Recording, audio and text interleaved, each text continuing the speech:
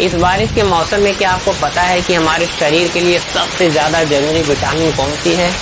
Vitamin D3 यानी vitamin D. Monsoon के मौसम में हमारे मर्द भाइयों का टेस्टोस्टेरोन बिल्कुल बना रहे, इसके लिए बहुत ही जरूरी है कि वो विटामिन D3 का सप्लीमेंट लें। और फीमेल्स को कैल्शियम की कमी ना हो, इसके लिए भी जरूरी है कि विटामिन D3 लें, क्योंकि विटामिन डी कैल्शियम के एब्जॉर्प्शन में हेल्प करता है। मैंने पहले भी कहा है कि ये मैटर नहीं करता है कि आप कितना खाते हैं, कैसे पचाते हैं, वो ज्यादा मैटर करता है। तो विटामिन D3 फीमेल्स के लिए बहुत ही जरूरी है।